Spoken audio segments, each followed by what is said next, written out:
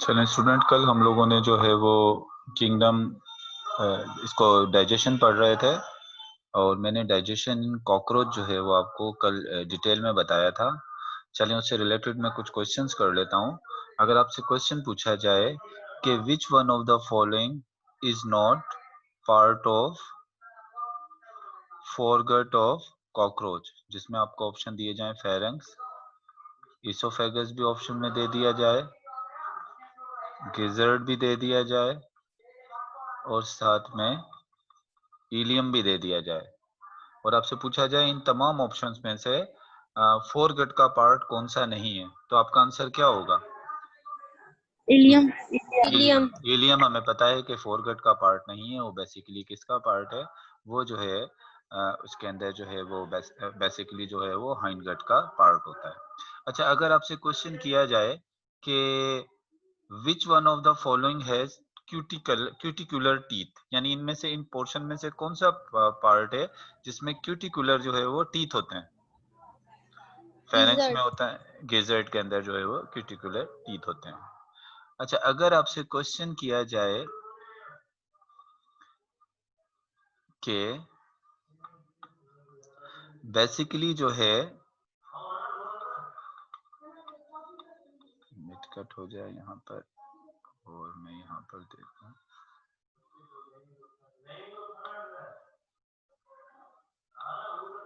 Foregut, और आपसे पूछा जाए कि एब्जॉर्प्शन ऑफ फूड कहाँ पर होती है, कॉकरोच का फूड किस जगह पर एब्जॉर्ब होता है, मिडगट में होता है या फोरगट के? मिडगट में होता है।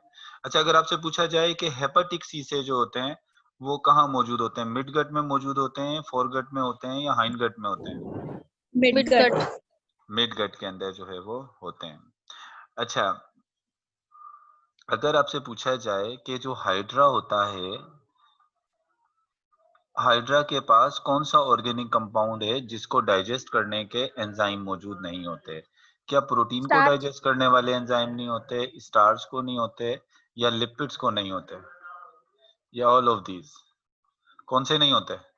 हाइड्रा के पास डाइजेस्ट स्टार्च को डाइजेस्ट करने के एंजाइम मौजूद नहीं होते। ये चीजें याद रखनी है। अच्छा, इसके बाद हम आ जाते हैं अब ह्यूमन की मैन जो डाइजेशन अपने आप पढ़नी है ना आपने, वो कौन सी है? वो है ह्यूमन की डाइजेशन। इसमें से अक्सर क्वेश्चन आ सकते हैं, तो हम आज डिटेल में स्टार्ट करेंगे ह्यूमन डाइजेस्टिव सिस्टम। तो चलें यहाँ पर बात करते हैं ह्यूमन डाइजेस्टिव सिस्टम की। ह्यूमन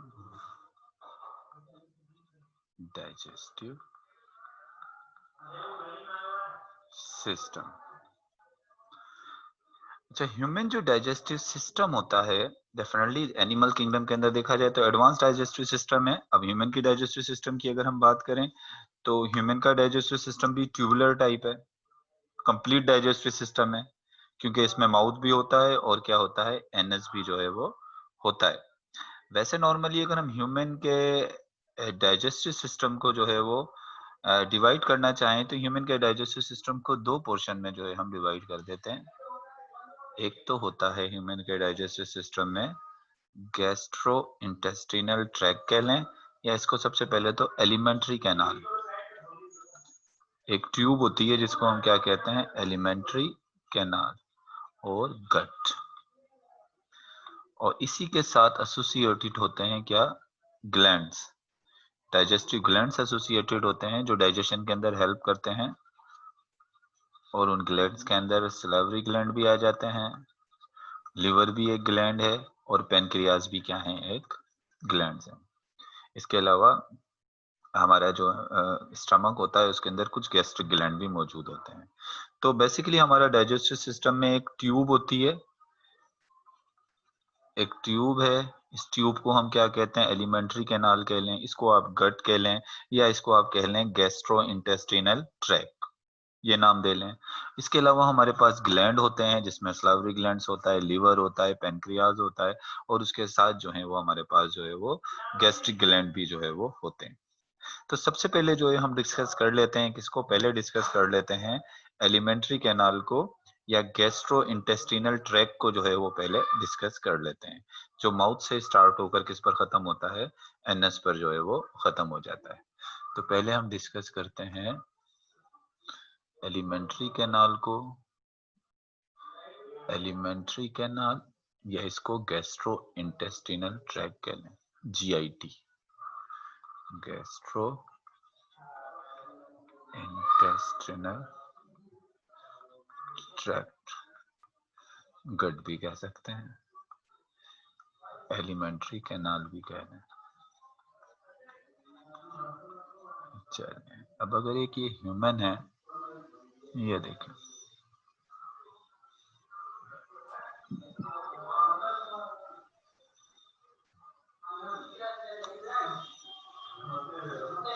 अगर हम अपने गट की बात करें कि हमारा गट जो होता है, ये हमारी एलिमेंट्री कैनाल स्टार्ट कहाँ से होती है, तो सबसे पहले तो स्टार्ट होती है माउथ से।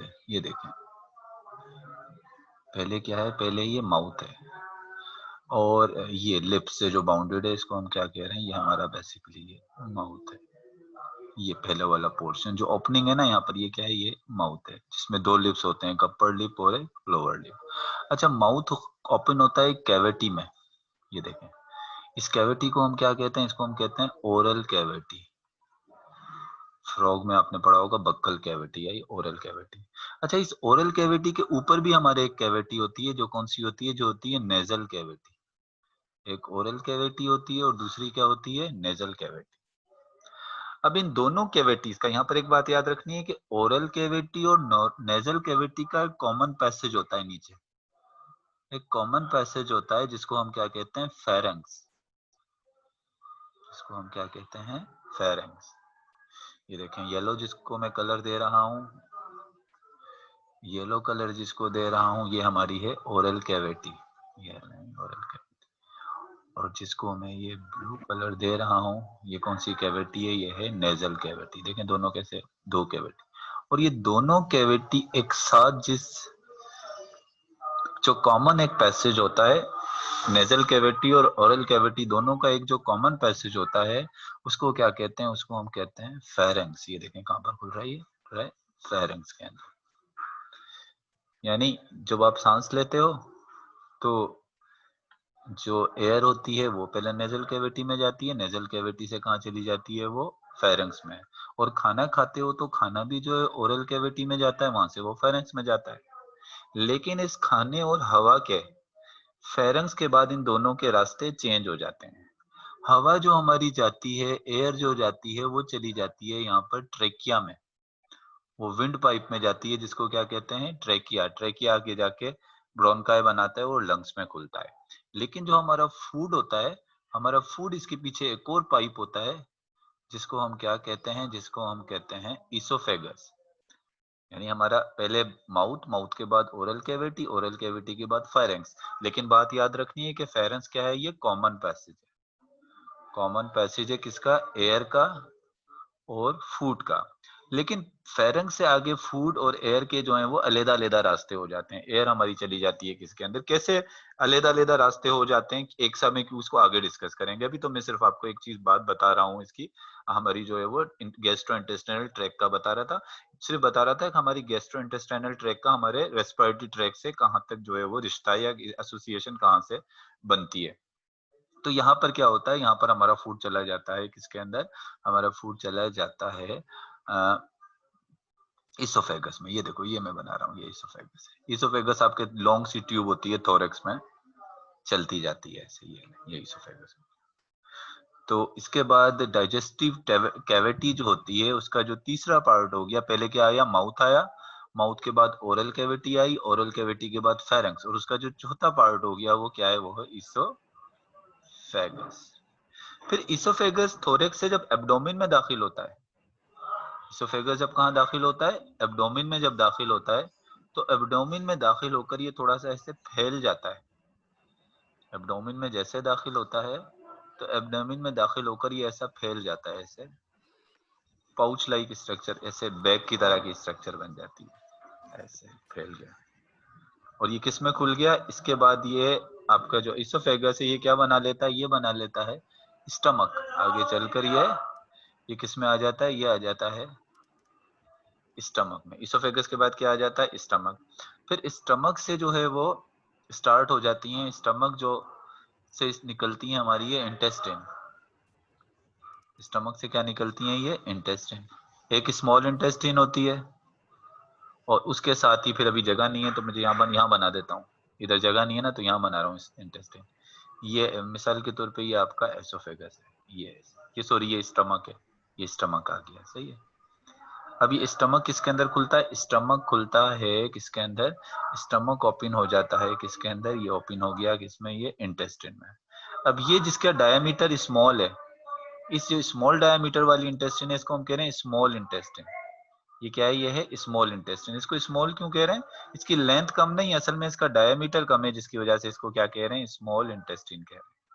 और स्मॉल इंटेस्टाइन फिर ओपन हो जाती है यहाँ पर, इसका डायमीटर बड़ा हो जाता है। स्मॉल इंटेस्टाइन का यहाँ पर देखें डायमीटर थोड़ा क्या हो गया? बड़ा हो गया। और ये स्मॉल इंटेस्टाइन ओपन हो जाती है किसके अंदर? लार्ज इंटेस्टाइन में। ये जो पिंक कलर का मैं शो कर रहा हूँ ये कौन सी इंटेस्टाइन है? ये है लार्ज इंटेस्टाइन। और लार्ज इंटेस्टाइन आखिर में एक जो ओपनिंग होती है लार्ज इंटेस्टाइन, वो क्या होती है? वो उसको हम कहते हैं लास्ट स्फिंक्टर, या जो लास्ट ओपनिंग है इसको हम क्या कहते हैं? इसको हम कहते हैं एनस। इसको हम क्या कह रहे हैं? इसको हम एनस कह रहे हैं। तो अब आपका जो एलिमेंट्री कैनाल है या जिसको जीआईटी कह रहे हो, गैस्ट्रो इंटेस्टिनल ट्रैक कह रहे हो, ये जो जीआईटी कह रहे हो, गैस्ट्रो इंटेस्टिनल ट्रैक, ये कहाँ से शुरू होता है? ये स्टार्ट होता है माउथ से। माउथ के बाद माउथ किस में ओपन होता है? माउथ ओपन होता है बक्कल ओरल कैविटी में। माउथ से स्टार्ट होता है ओरल कैविटी, ओरल कैविटी से फेरेंक्स, फेरेंक्स से जो है वो क्या आ गया? एसोफेगस, एसोफेगस से जो है वो स्टमक आ गया, स्टमक से स्मॉल इंटेस्टाइन, स्मॉल इंटेस्टाइन से लार्ज इंटेस्टाइन, और लार्ज इंटेस्टाइन जो आउटसाइड ओपन हो रही होती है वो एनस के जरिए ओपन हो रही होती है। तो मतलब ये माउथ से लेके एनस तक का जो ये ट्यूब है, इसी को आप जीआईटी कह लें, इसको गैस्ट्रो इंटेस्टाइनल ट्रैक कह लें, या आप इसको क्या कह लें? इसको आप गट कह लें। अगर कभी कोई क्वेश्चन पूछा जाए कि which one of the following is a common passage, आपको माउथ दे, common passage for air and food, mouth दे दें, ओरल कैविटी दे दें, एसोफेगस दे दें, फेरेंक्स दे दें, तो कॉमन पैसेज इसमें से कौन सा होगा? किसको टिक करोगे? इसमें से कौन से ऑप्शन को टिक करोगे? फेरेंक्स। फेरेंक्स जो है वो कॉमन पैसेज है। तो अब देखो, अब हम क्या करेंगे? अब हम जो है ना इस जीआईटी के एक एक पार्ट को डिटेल में पढ़ेंगे। सबसे पहले माउथ के बारे में को थोड़ा सा डिटेल में डिस्कस कर लेंगे, फिर टीथ को करेंगे डिटेल, माउथ के को डिस्कस करेंगे, फिर फेरेंक्स, और ऐसे वन बाय वन एक एक पार्ट को डिस्कस करते जाएंगे। और उन पार्ट्स को थोड़ा डिटेल में डिस्कस करेंगे जहां पर डाइजेशन होती है। अब चलो मैं आपको ये भी बता देता हूँ इसमें कौन कौन से पार्ट होते हैं जहां पर फूड ब्रेक डाउन होता है, जहां पर डाइजेशन होती है, ये भी याद रखना है। तो देखो, एक तो यहाँ पर डाइजेशन होगी, कौन से वाले पार्ट में? एक डाइजेशन होगी माउथ में, माउथ में डाइजेशन होगी। और माउथ में दोनों डाइजेशन होंगी, मैकेनिकल भी और केमिकल भी। बताया था ना मैंने आपको मैकेनिकल और केमिकल डाइजेशन के बारे में, दांतों के जरिए या पेरिस्टोलिसिस के जरिए जब फूड टूटेगा तो वो कौन सी डाइजेशन होगी? वो होगी मैकेनिकल। और एंजाइम्स के जरिए होगी तो कौन सी होगी? केमिकल। तो एक तो माउथ में डाइजेशन होती है, मैकेनिकल और केमिकल दोनों होती है। और दूसरी होती है स्टमक के अंदर, स्टमक में भी डाइजेशन होती है, और स्टमक में भी दोनों होती है, मैकेनिकल भी होती है और केमिकल डाइजेशन होती है। फिर स्मॉल इंटेस्टाइन में डाइजेशन होती है, और स्मॉल इंटेस्टाइन में ज्यादातर केमिकल ही डाइजेशन होती है। तो ये पार्ट्स याद रखने हैं। अगर कभी ऐसे आ जाए कि आपको इंटेस्टाइन के ये जो आपका एलिमेंट्री कैनाल है इसके डिफरेंट पार्ट्स दे दें, उन पार्ट्स में से पूछें बताएं इनमें से डाइजेशन कौन कौन से पार्ट में होती है, तो आपने ये पार्ट याद रखने, माउथ, स्टमक, स्मॉल इंटेस्टाइन, इन जगह पर डाइजेशन होती है। बाकी दूसरी जगहों पर डाइजेशन नहीं होती, वहां पर दूसरे फंक्शन हो रहे होते हैं लेकिन डाइजेशन नहीं होती। तो चलें स्टार्ट किससे करते हैं? स्टार्ट करते हैं माउथ से। पहला पार्ट है माउथ। चलें स्टार्ट करते हैं माउथ से। माउथ के बारे में कहा जाता है interior opening of gut. Gut की क्या है ये? Interior opening of gut. यानी जो गट है, मैंने आपको कहा ना कि जीआईटी को या गैस्ट्रोइंटेस्टाइनल ट्रैक को हम गट भी कहते हैं। तो गट की जो इंटीरियर ओपनिंग है, यानी इंटीरियर का मतलब जहां से स्टार्ट हो रहा है वो ओपनिंग, जहां से हमारा गट या हमारी एलिमेंट्री कैनाल स्टार्ट हो रही है, उस ओपनिंग को हम क्या कहते हैं? उस ओपनिंग को हम कहते हैं माउथ। ये देखें, ये जो ओपनिंग है ना, इसको सिर्फ इस ओपनिंग को जो है वो क्या कहा जा रहा है? यहाँ से ये ओपनिंग जो है ना, इस ओपनिंग को हम माउथ कह रहे हैं। अब ये माउथ जो होता है, जो ये ओपनिंग है, ये जो ये माउथ है, ये किससे बाउंडेड होता है? It's bounded by fleshy lips. Mouth का जो इंपॉर्टेंट चीज होती है जो बाउंड होता है, it's bounded by fleshy lips. आपके फ्लैशी जो है वो लिप से ये बाउंड होता है, एक लिप ऊपर वाला और एक लिप नीचे वाला। ऊपर वाला लिप लैब्रम और नीचे वाला लिप जो है लैब्रियम। अच्छा, इसके अलावा इसमें माउथ में हमारे जो लिप्स होते हैं, इनका काम क्या होता है? असल में माउथ में लिप्स का ही काम होता है। एक तो लिप्स ये काम करते हैं कि आपके मुंह को बंद रखने में हेल्प करते हैं। ये आपके मुंह को क्या करेंगे? बंद रखेंगे। जैसे अगर आप खुद कंसीडर करें, अगर आपके दांत ना, सॉरी, आपके लिप्स ना होते, अगर आपके लिप्स ना होते, आपका मुंह तो ऐसे खुला रहता है ना, दांत ऐसे नजर आए, पूरा मुंह खुला रहता। तो एक तो क्या करते हैं, ये आपके जो है वो लिप्स क्या कर रहे होते हैं, ये आपके मुंह को जो है वो, they not only close the mouth but also help in ingestion. ये आपके मुंह को बंद रखने में भी हेल्प करते हैं, और दूसरा होता है माउथ आपको इंजेशन में भी हेल्प करते, लिप्स आपको इंजेशन में भी हेल्प करते हैं। जब आप खाना अंदर लेके जाते हो ना थोड़ा सा, तो आपके होंठ भी इसमें इन्वॉल्व होते हैं थोड़ा सा। कभी खाने को से खा के देखिएगा तो आपको जो है लिप्स है उनकी भी थोड़ी क्या होती है, मूवमेंट होती है। चलें, माउथ के बारे में इतना डिटेल में नहीं है, माउथ से हम आगे की तरफ आ जाते हैं कि माउथ किस में ओपन होता है। माउथ ओपन होता है, ये माउथ किस में ओपन हो रहा है? ये ओपन हो रहा है ओरल कैविटी में। माउथ किस में ओपन होता है? माउथ ओपन हो जाता है ओरल कैविटी में। तो अब हम दूसरा जो पार्ट पढ़ेंगे वो क्या है? वो है ओरल कैविटी।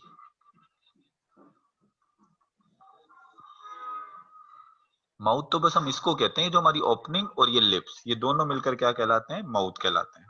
उसके बाद असल में जो है, माउथ के बाद जो होती है वो क्या आ जाती है? वो आपकी ओरल कैविटी आ जाती है। अब ओरल कैविटी को अगर मैं ऐसे साइड व्यू बनाऊं ओरल कैविटी का, ऐसे बना देता हूं ओरल, ये देखें, ऐसे ऐसे मुंह पूरा खुला हुआ है किसी का, ये ऐसे मुंह, ऐसे मुंह को खोलना है। चलिए, ये ऊपर वाला लिप है, ये नीचे वाला लिप हो गया, ये हो गया, और ये आपकी क्या है? ये अंदर जितना भी कुछ है ये आपकी ओरल कैविटी है। ओरल कैविटी में ये देखो जुबान आ गई आपकी, ऐसे मैं ऐसे खुला हुआ मुंह बनाया, ये जुबान हो गई।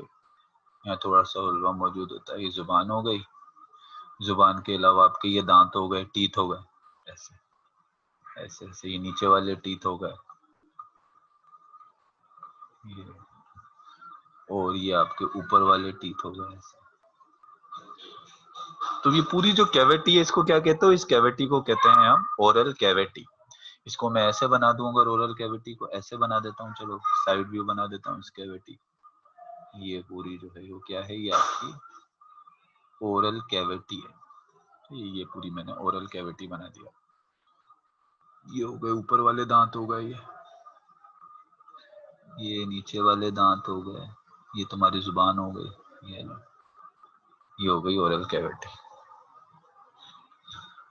टंग को जो है मैं थोड़ा ऐसे कौन सा कलर दे देता हूँ, ये अलग कलर दे देता हूँ। जुबान खतरनाक सी लग रहा है ये तो बिल्कुल।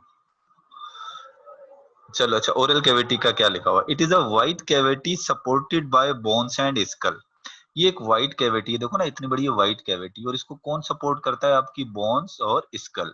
यानी स्कल किसको कह रहे हो? स्कल तो आप इसी को कह रहे हो ना, ये जो आपके ऊपर की तरफ ये सारा हमारा हेड वाला पोर्शन जो है, इसको हम क्या कह रहे हैं? स्कल कह रहे हैं। और यहाँ पर हमारे बोन्स भी होती हैं, कुछ बोन्स होती हैं, और जो स्कल्स होती हैं हमारी पूरी ओरल कैविटी को क्या करती हैं? सपोर्ट करती हैं। अब एक चीज देखो, आपकी जो ओरल कैविटी है ना, अब ओरल कैविटी में जो आपके चीक्स होते हैं, चीक्स मतलब गाल, ये जो चीक्स होते हैं, जो ये गाल होते हैं, ये क्या बनाते हैं? They form the side wall. ये हमारी ओरल कैविटी की क्या बनाते हैं? साइड वॉल बनाते हैं। ये देखो ना, ये आपकी ओरल कैविटी है, इसकी एक वॉल इधर होगी और एक वॉल उसकी तरफ। ये जो साइड वॉल है, एक इधर और एक इधर। इधर क्या होंगे? इधर तो आपके चीक्स होते हैं ना, इधर क्या होते हैं? इधर आपके जो है वो चीक्स होते हैं, एक चीक इधर होगा, यानी गाल, और एक गाल इधर होगा। तो मतलब हमारी ओरल कैविटी की जो साइड वॉल होती है वो कौन बनाता है? वो हमारे चीक्स बनाते हैं। अच्छा, उसके बाद फिर जो है वो, अगर आप टंग की बात करें, ये टंग जो है, ओरल कैविटी में टंग क्या बनाती है? जुबान क्या बनाती है? तो जुबान जो है वो उसका फ्लोर बनाती है ओरल कैविटी का। देखो ओरल कैविटी का जो फर्श है, ये इसका फ्लोर है ना, ये फर्श ये किसने बनाया हुआ है, इसका फ्लोर बनाया हुआ है टंग ने। ऐसे अपना मुंह खोलो तो आपके मुंह का जो जमीन है वो किसकी बनी होती है, मुंह की जो जमीन है उस पर क्या मौजूद होती है, उस पर टंग होती है। तो टंग इसका जो है वो क्या बनाती है, फ्लोर बनाती है। और जो रूफ होती है, रूफ जो होती है, ये ऊपर वाला जो है वो कौन बनाता है, ऊपर वाला जो है वो पैलेट। ऊपर वाला पैलेट जो है, पैलेट यहाँ यहाँ ऊपर की तरफ का जो खड्डी होती है ना, दाद ऊपर अपना थोड़ा अंगूठा रख के यूं देखो ऐसे करके ऊपर की तरफ, तो यहाँ ऊपर वाला जो फ्लोर होता है बक्कल कैविटी का, वो कौन बनाता है, बक्कल कैविटी का फ्लोर जो बनाता है वो कौन बनाता है, वो पैलेट बनाता है। तालू कहते हैं जिसको, उर्दू में क्या कहते हैं, तालू कहते हैं आई थिंक पैलेट को। इसके अलावा जॉज फॉर्म द बाउंड्री, जो हमारे जबड़े हैं जॉज, जॉज क्या बनाते हैं, हमारे की बाउंड्री बनाते हैं। देखो ये एक बाउंड्री यहाँ से लेके यहाँ तक, और ये बाउंड्री, तो बाउंड्री जो है वो कौन बनाते हैं, वो बाउंड्री जो बनाते हैं वो बनाते हैं हमारे जो है वो बेसिकली जॉज। तो अगर आप देखें हमारी ओरल कैविटी जो हो गई, तो हमारी ओरल कैविटी में सबसे पहले देखें हमारे जो ये चीक्स हैं, जो हमारी ओरल, ये पूरी ओरल कैविटी है, इसकी जो क्या कहना चाहिए, साइड साइड में अगर देखें इसकी जो साइड वॉल है वो कौन बना रहे हैं, हमारे ये चीक्स बना रहे हैं। और अगर उसको आप खोलकर ऐसे देखें, उसकी जो फ्लोर है, वो फ्लोर पर जो है वो क्या मौजूद है, वो मौजूद है टंग। और उसकी जो रूफ है, ऊपर की तरफ देखें जो आप हाथ लगाएंगे खड्डी को, जो उसकी रूफ है वो बेसिकली क्या है, उसको हम कहते हैं पैलेट। और जो जबड़े हैं हमारे ये इसकी क्या बना रहे हैं, ये इसकी बाउंड्रीज जो है वो बना रहे हैं।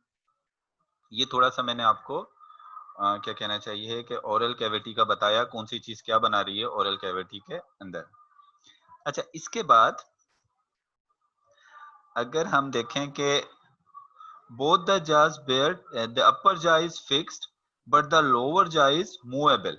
अब क्या होता है कि हमारे जो दो जॉज होते हैं ना हमारे, एक जो हमारे तो कितने जॉज होते हैं, बेसिकली टू जॉज होते हैं।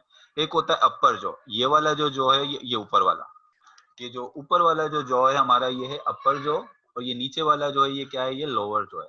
अब आप देखें कि जो हमारा जो लोअर जॉ है ये, इसको आप मूव कर सकते हो, ये आपका हिलता है ऐसे, इसको आप मूव करोगे। ये ऊपर वाला फिक्स होता है, ये ऊपर वाला जो है ये फिक्स है, और नीचे वाला जो है जिसको आप मैंडिबल कहते हो, मैंडिबल मूवेबल है। और मैक्सिला जो है वो क्या है, ये मैक्सिला जो है वो फिक्स है। एक बात आपने इसमें ये याद रखनी है, कौन सा जो है वो फिक्स होता है और कौन सा जो है वो मूवेबल जो है वो होता है। इसके अलावा दोनों जॉज में, चाहे ऊपर वाला जॉ देख लें चाहे आप नीचे वाला जॉ देख लें, उसमें क्या मौजूद होते हैं, उसमें टीथ मौजूद होते हैं। हमारे जॉस के अंदर क्या जड़े हुए होते हैं, ऐसे क्या धसे हुए होते हैं, टीथ। और वो टीथ किस चीज में हेल्प करते हैं, they help to masticate food into smaller pieces. Masticate मतलब आपके खाने को चबाने में मदद देते हैं, खाने को क्या करते हैं, लार्ज पार्टिकल को स्मॉल पीसेस के अंदर जो है वो ब्रेक डाउन करने में हेल्प करते हैं। और उससे कौन सी डाइजेशन होती है, मैकेनिकल डाइजेशन होती है। And resulting mechanical digestion which increase the surface area of food for the action of enzyme. क्योंकि मैकेनिकल डाइजेशन से क्या होता है, आपका फूड जो है वो छोटे छोटे पीसेस में टूट जाता है, और छोटे पीसेस में टूट जाता है तो उससे केमिकल डाइजेशन आसान हो जाती है, यानी एंजाइम्स को काम करना क्या हो जाता है, आसान हो जाता है। तो बात ये याद रखेंगे कि मैकेनिकल डाइजेशन जो है वो केमिकल डाइजेशन को हेल्प करने के लिए होती है। मैकेनिकल डाइजेशन हो जाती है तो केमिकल डाइजेशन भी क्या हो जाती है, आसान हो जाती है। चलें अब थोड़ा सा मैंने टीथ के बारे में पढ़ते हैं, दांतों के बारे में। आगे जो दिया हुआ है वो टीथ के बारे में दिया हुआ है। ओरल कैविटी में जो हम पढ़ेंगे, सबसे पहले ओरल कैविटी में जो इंपॉर्टेंट चीजें हैं जो डाइजेशन के अंदर होती हैं, एक तो हमारे दांत हैं, टीथ हैं, एक हमारी टंग है, और एक सलाइवरी ग्लैंड। ये तीन चीजें हमारी ओरल कैविटी में होती हैं और जो डाइजेशन में किसी ना किसी तरीके से हेल्प कर रही होती हैं। सबसे पहले तो है टीथ। चलें, टीथ बताने से पहले मैं टीथ का थोड़ा सा स्ट्रक्चर बता देता हूँ। आपकी बुक में तो नहीं बनाया हुआ, लेकिन मैं थोड़ा सा आपको ऐसे एक व्यू दे देता हूँ। ये हमारा दांत हो गया, सही है। अभी हमारा दांत इस तरह, सबसे पहले हमारे दांत का इस तरह का जो पोर्शन होता है, हमारे दांत के इस पोर्शन को हम कहते हैं डेंटिन। इसको क्या कहते हैं, इसको हम कहते हैं डेंटिन। और इस डेंटिन, ये डेंटिन जो है वो बना हुआ होता है कैल्शियम और फॉस्फेट का, उसी तरह से जैसे हमारी बोन्स बनी होती हैं कैल्शियम और फॉस्फेट की। लेकिन ये जो डेंटिन होता है, ये क्या होता है कि ये बोन से भी ज्यादा स्ट्रांग होता है, बोन्स हमारी इतनी स्ट्रांग नहीं होती जितना ये डेंटिन होता है, क्योंकि इसमें बहुत ज्यादा कॉम्पैक्ट होकर कैल्शियम और फॉस्फेट भरा हुआ होता है, तो इस वजह से क्या होता है, ये ज्यादा क्या कहना चाहिए, ज्यादा जो है वो स्ट्रांग होता है। अच्छा, उसके अलावा इस डेंटिन के ऊपर चढ़ा हुआ होता है जो हमारे दांत का जो कवर होता है ऊपर से, जो हमें नजर आ रहा होता है, असल जो आपको दांत के ऊपर जो एक व्हाइट कलर का ये जो कवर नजर आ रहा होता है, जो चमक रहा होता है, अगर किसी के दांत साफ हैं तो इसको हम क्या कहते हैं, इसको हम कहते हैं एनामेल। इसको हम क्या कहते हैं, एनामेल। सबसे पहले डेंटिन, और डेंटिन के ऊपर एक जो कवर चढ़ा हुआ होता है, ये भी कैल्शियम और फॉस्फेट का बना होता है, इसको हम क्या कहते हैं, इसको हम एनामेल कहते हैं। और इसके अलावा हमारी डेंटिन के अंदर ऐसी कैविटी होती है, ऐसी ऐसी कैविटी होती है जिसको कहते हैं पल्प कैविटी। इसको क्या कहते हैं, पल्प कैविटी कहते हैं। और इस पल्प कैविटी के अंदर ही, इसको मैं थोड़ा सा ब्लू कलर दे देता हूँ, ये पल्प कैविटी। और हमारी जो ब्लड वेसल्स होती है ना, ब्लड जो दांतों की तरफ ब्लड वेसल्स जो होती हैं, वो खून की नालियां जो जारी होती हैं, वो इस पल्प कैविटी में सब मौजूद होती हैं, ऐसे ब्लड वेसल। अच्छा, अब ये जो आपका दांत है, ये दांत जो है वो किसमें जुड़ा हुआ होता है, किसमें पेनेट्रेट धसा हुआ होता है। अब ये नीचे जो मैं बना रहा हूँ रेड कलर का, ये है आपका जबड़ा, ये आपका जॉज है, ये देखें जबड़ा। और आपके इस जबड़े के अंदर ये दांत जो है वो लगा हुआ है, ये देखें। ये एक मैंने दांत बताया, ऐसे जबड़ों में इधर यहाँ एक दांत होगा, यहाँ ये दूसरा दांत होगा, इस तरह से लगा हुआ होगा। मैं यहाँ दूसरा दांत भी बना देता हूँ, ऐसे ऐसे होगा, ये दूसरा दांत भी है। वो कहते हैं ना यहाँ पर ये रूट कैनाल, यही तो रूट कैनाल होती है, इसके अंदर तक जो पल्प की ये अंदर की तरफ जारी होती है, इसी को हम रूट कैनाल कहते हैं, करवाते हैं ना अक्सर रूट कैनाल। तो अब ये ऊपर वाला हिस्सा, ये अब मैं आपको दांत की एक स्ट्रक्चर जो है वो थोड़ी सी बता दी है, आपकी बुक में नहीं लिखा हुआ, लेकिन मैंने आपको, क्योंकि आगे जो पोर्शन है उसको समझाने के लिए जो है मैंने ये थोड़ी सी कुछ चीजें इसमें आपको बताई। हाँ, एक बात और बता दूं जो है आपकी बुक से ही रिलेटेड है, ये जो जबड़ा होता है, ये आपका जबड़ा है, ये दांत को जबड़े से अटैच करने के लिए यहाँ भी कुछ लेयर्स होती हैं, जैसे सीमेंट एक लेयर होती है जो इसको दांत को जबड़े के साथ मजबूती से अटैच कर देती है। एक पेरिडोंटल लेयर होती है यहाँ पर, जो दांत को किससे अटैच कर रही होती है, आपके जबड़ों के साथ अटैच कर रही होती है, उसको गार्ड कर रखती है, यानी उसके साथ पेनेट्रेट करके। चले, अब जो है वो हम टीथ के बारे में मैं आपको बताता हूँ। Human have 2 sets of teeth. तो इस वजह से ह्यूमन को हम कहते हैं, ह्यूमन को जो हम कहते हैं डायफोडोंट।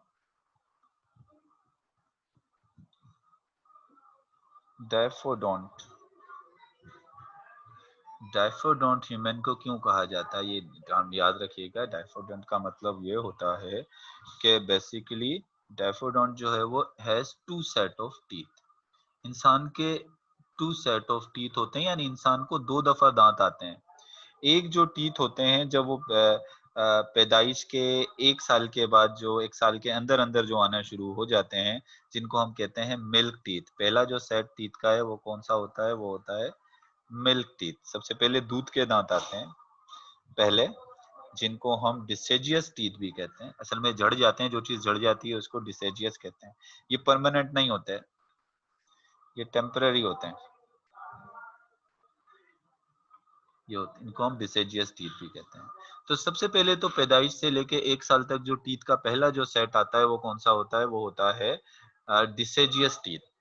फिर क्या होता है, जब इंसान थोड़े फिर 7 साल के बाद जो है वो 8 साल के अंदर ये दांत गिरना शुरू हो जाते हैं। और जब ये दांत गिरना शुरू हो जाते हैं तो उसके बाद फिर कौन से वाले टीथ आ जाते हैं, फिर आ जाते हैं आपके परमानेंट टीथ। फिर आ जाते हैं परमानेंट टीथ।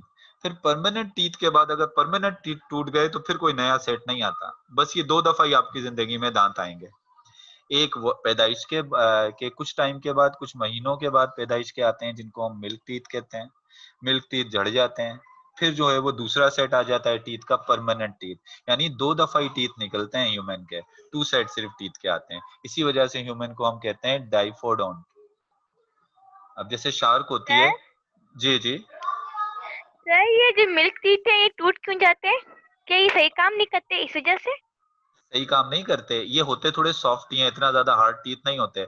ये ह्यूमन की फिजियोलॉजी में ही आता है कि ये दांत ये खास वक्त तक काम करते हैं, फिर आपको आगे चलकर ज्यादा हार्ड, उस वक्त तो मिल्क पर ज्यादा डिपेंड कर रहे होते हैं, हार्ड फूड खाना होता है, तो उस वजह से टीथ गिर जाते हैं, फिर नए टीथ आते हैं। अब जैसे शार्क है ना, शार्क का आपको पता है, शार्क जितनी दफा खाएगी उसके दांत गिर जाएंगे तो दोबारा आ जाएंगे, उसको प्रॉब्लम नहीं होती, जितने दांत टूट जाए दोबारा निकल जाएंगे। लेकिन इंसानों का ऐसा नहीं होता, ये वाले टीथ गिर गए तो वापिस आएंगे, लेकिन परमानेंट टीथ जो है वो दोबारा नहीं आते। सही है, अभी फिलहाल इसी पे रखो, ये 2 टीथ के हैं, अभी आपकी बुक में नहीं लिखा हुआ कि वो गिर क्यों जाते हैं, अगर वो रीजन लिखी होती तो मैं आपको बताता। अभी फिलहाल इतना याद रखो कि डाइफोडेंट कहते क्यों है, क्यों कहते हैं, क्योंकि इंसान के दांत जो है वो 2 दफा आते हैं।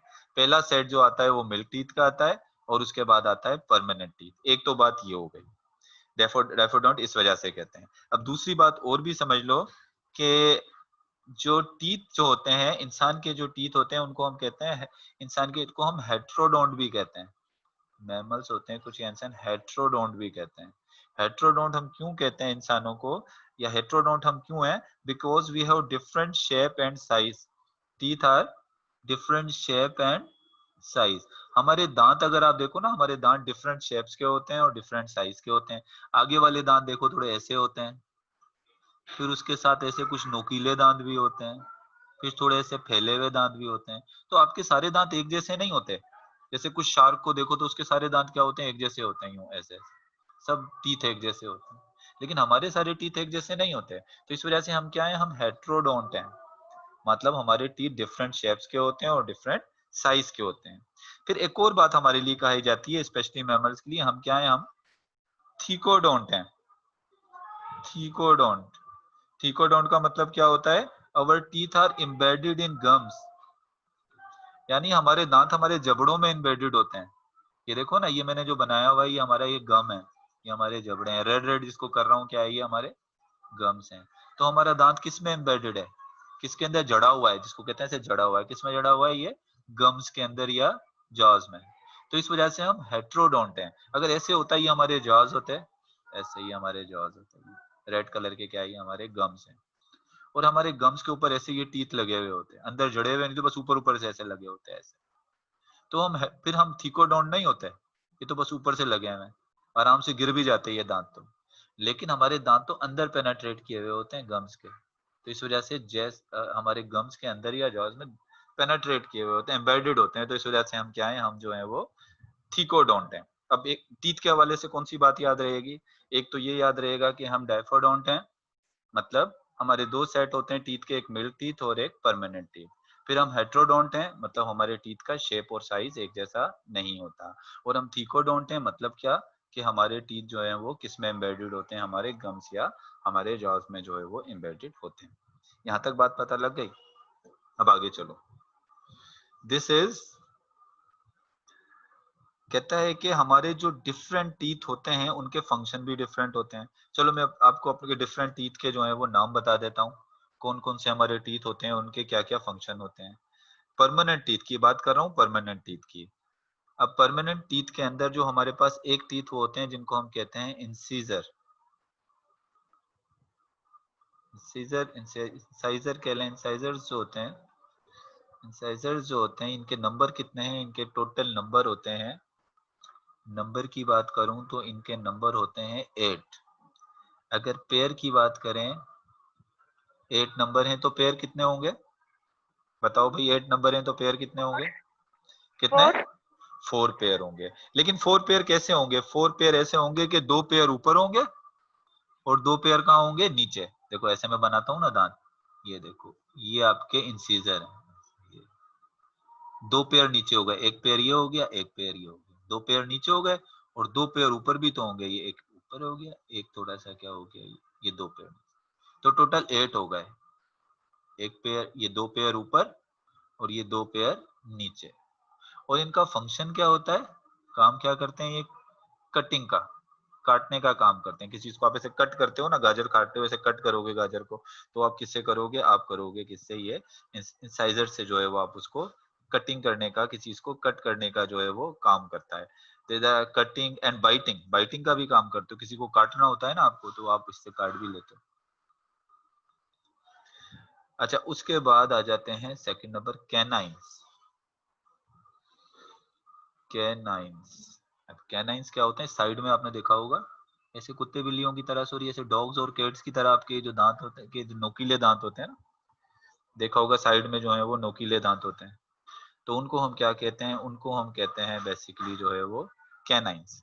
और कैनाइंस जो होते हैं उसके नंबर्स कितने होते हैं? 4 होते हैं। कैसे 4 हैं? 2 ऊपर और 2 नीचे। मतलब एक पेयर जो है वो नीचे होता है और एक पेयर, अगर पेयर की बात करें तो एक पेयर नीचे होता है, ये नीचे एक पेयर हो गया और एक पेयर ऊपर हो गया। तो इसके 4 होते हैं, एक पेयर नीचे हो गया, एक पेयर ऊपर हो गया इसका। ये शार्प होते हैं और ये क्या करते हैं? ये बेसिकली जो है वो या ये जो इंसीजर जो होते हैं, अगर ये आप इनकी शेप देखो, इंसीजर की अगर आप शेप देखो तो इंसीजर की शेप होती है, ये फ्लैट होते हैं। ये क्या होते हैं? ऐसे देखें, इंसीजर क्या है? ये फ्लैट हैं। लेकिन कैनाइन जो होते हैं, इनको अगर आप देखो तो ये शार्प एज होते हैं, इनके इनके शार्प होते हैं। मतलब ऊपर से ये इनके अगर एज देखें, किनारे देखें तो ये नोकीले होते हैं, पॉइंटेड होते हैं। और ये फूट को जो है वो पॉइंटेड पॉइंटेड होते हैं और ये टेयरिंग टीथ होते हैं। और ये क्या करते हैं? टेयरिंग मतलब ये चीरने फाड़ने का जो है वो क्या करते हैं? काम करते हैं। ह्यूमन में ये इतना डेवलप उस तरह से नहीं होते जैसे किसके अंदर होते हैं, जैसे जो है ये उसमें होते हैं, डॉग्स और कैट में ज्यादा डेवलप होते हैं, चीरने फाड़ने का काम करते हैं, गोश्त वगैरह होता है उसको। अच्छा, उसके बाद फिर अगर आपके पास जो आगे जो टीथ आते हैं उसमें 8 जो है वो प्रीमोलर है। आगे आ जाते हैं 8 जो है हमारे पास प्रीमोलर होते हैं। फिर आ जाते हैं पेरी मोलर। नंबर कितने होते हैं? 8 होते हैं। प्रीमोलर के नंबर जो है वो 8 है, उसमें भी पेयर 2 और 2 होंगे। अब आप देखें यहाँ पर होते हैं ये 1 2 3 4। इसी तरह यहाँ भी 1 2 3 4। 4 नीचे होंगे तो ऐसे ही 4 जो है ये ऊपर भी होंगे। तो टोटल कितने हो गए? ये 8 हो गए। पेयर में 2 पेयर नीचे हो गए, 2 पेयर ऊपर। और इनका जो काम होता है बेसिकली प्री मोलर, मोलर हो या प्री मोलर, इनका काम होता है ग्राइंडिंग। ये ग्राइंडर का काम करते हैं। और ये फ्लैट होते हैं, इसकी शेप अगर देखेंगे तो ऐसे थोड़े फ्लैट होते हैं। उसके बाद लास्ट में जो है प्री मोलर के बाद जो है वो होते हैं मोलर। सबसे ज्यादा नंबर्स में, अगर आपसे पूछा है सबसे ज्यादा नंबर में कौन से टीथ होते हैं, तो वो होते हैं मोलर। वो कौन से हैं? मोलर होते हैं। 12 होते हैं। 12 का मतलब ये होता है 3 पेयर नीचे होंगे, 3 पेयर ऊपर होंगे। मतलब यहाँ पर 3 पेयर होंगे, ऐसे बनाऊं, और 3 पेयर, टोटल 12 हो गए। और इनका काम भी क्या होता है? इनका काम भी होता है ग्राइंडिंग का। फिर अगर आप डेंटल फार्मूला भी याद रखिएगा। डेंटल फार्मूला में अब आपके जो पेयर मैंने बताया था, इसमें इंसीजर जो है वो 2 पेयर ऊपर हैं, 2 पेयर नीचे हैं। कैनाइन के भी 2 पेयर ऊपर हैं, 2 पेयर नीचे हैं। कैनाइन का सॉरी, एक पेयर ऊपर है, एक पेयर नीचे है। प्री मोलर का भी जो है वो एक पेयर, 2 पेयर ऊपर हैं, 2 पेयर नीचे हैं। और मोलर के 3 पेयर नीचे हैं, 3 पेयर ऊपर हैं। और इसको आप 2 से जो है वो अंडर उसमें 2 से कर दें मल्टीप्लाई, तो ये टोटल कितने हो जाएंगे? ये 32 हो जाएंगे टोटल जो ह्यूमन का। इसी को हम कहते हैं डेंटल फार्मूला। ये याद रखनी है आपने चीजें, इंपॉर्टेंट है, याद रखनी है। डेंटल फार्मूला याद रखना है, इन सब की जो है वो नंबर्स याद रखने हैं। और नंबर याद रखने के अलावा जो है वो आपने उसको जो है वो उसको क्या कहना चाहिए, इसके फंक्शन क्या होते हैं ये भी याद रखना है। ये याद रखेंगे जो भी नंबर है सब वो 2 की टेबल में आ रहे हैं। सारे नंबर जो है वो अगर 2 की टेबल में ना आ रहा हो तो समझ लें वो नंबर इसमें नहीं आएगा। सारे के सारे जो है वो क्या कहना चाहिए, इवन नंबर है, कोई भी ऑड नंबर नहीं है।